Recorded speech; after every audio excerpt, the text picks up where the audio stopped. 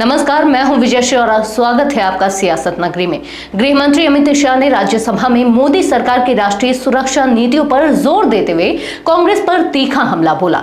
उन्होंने उरी और पुलवामा हमलों का जिक्र कर बताया कि कैसे 10 दिनों में पाकिस्तान को करारा जवाब देकर भारत को वैश्विक शक्तियों की सूची में ला खड़ा किया। उन्होंने अनुच्छेद 370 हटाने से लेकर नक्सलवाद पर कड़ी कार्रवाई तक कई बड़े मुद्दों पर मोदी सरकार की उपलब्धियों को गिनाया।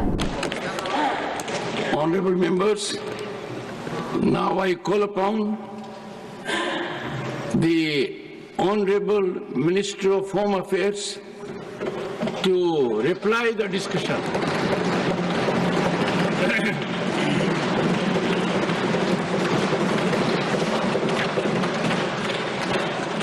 धन्यवाद सभापति महोदय। एक प्रकार से 2 दिन से ये महान सदन में गृह मंत्रालय पर पक्ष और विपक्ष दोनों के सदस्यों ने अपने विचार रखे। काफी उपयोगी सुझाव भी आए हैं। कुछ हमारी कमियों की तरह भी ध्यान दिलाने का प्रयास किया गया है। कुछ राजनीतिक आक्षेप भी किए गए और कुछ राजनीतिक रूप से टिप्पणियां भी की गई। मैं संसदीय भाषा के अनुरूप ही सभी चीजों का जवाब देने का भी प्रयास करूंगा और हमारी बात को भी रखने का प्रयास करूंगा। कई सारे लेगेसी इश्यूज हमें मिले। ये देश की सुरक्षा, इस देश का विकास, इस देश का सार्वभौमत्व भी 3 बड़ी समस्याओं के कारण हमेशा चैलेंज होता रहा। इसको चुनौती मिलती है और ये 3 नासूर करीब 4 दशक से देश की शांति में खलल डालते रहे, देश की सुरक्षा पर सवालिया निशान लगाते रहे, देश के विकास के गति को अवरुद्ध करते रहे और देश की पूरी व्यवस्था को कई बार तो हास्यास्पद भी बना दिया। मान्यवर 3 नासूर थे। जम्मू कश्मीर की समस्या, वहां टेररिज्म की समस्या, वामपंथी उग्रवाद जो तिरुपति से पशुपतिनाथ का स्वप्न देखते थे, और तीसरा समस्या था उत्तर पूर्व का उग्रवाद, नॉर्थ ईस्ट का उग्रवाद।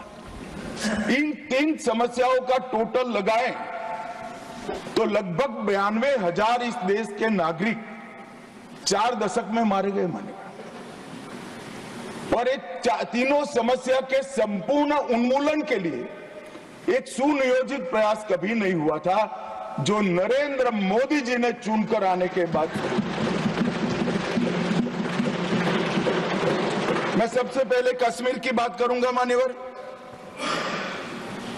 कश्मीर में हम सब जानते थे कि पड़ोसी देश से आए दिन आतंकवादी घुसते थे, यहां बम धमाके करते थे, हत्याएं करते थे। एक भी त्योहार ऐसा नहीं होता था जो चिंता के बगैर जाता था। और केंद्र सरकारों का रवैया लचीला होता था, चुप्पी साध जाते थे, बोलने में डर लगता था, कोई दुविधा भी थी, शायद वोट बैंक का भी डर था। नरेंद्र मोदी जी के आने के बाद आतंकवाद के खिलाफ 0 टॉलरेंस की नीति प्रधानमंत्री की ने। हमारे आने के बाद भी हमले हुए, उरी पर हुआ, पुलवामा पर हुआ। पहले हमले होते थे, कुछ नहीं होता था, कोई कुछ नहीं बोलता था, जवाब नहीं दिए जाते थे और लोग भूल जाते थे।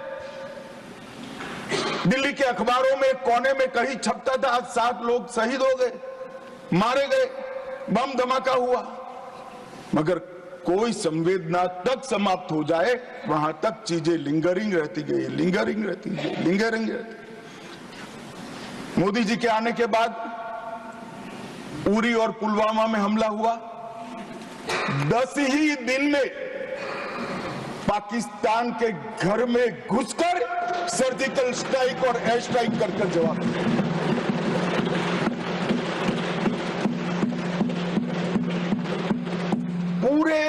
दुनिया में 2 ही देश ऐसे थे जो अपनी सीमा और सेना की सुरक्षा के लिए हमेशा सम्मान के साथ तत्पर रहते थे, इजराइल और अमेरिका।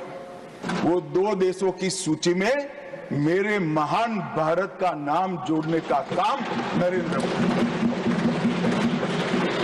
अमित शाह के इस बयान के बाद भाजपा ने इसे 2025 चुनाव का ट्रेलर बताया।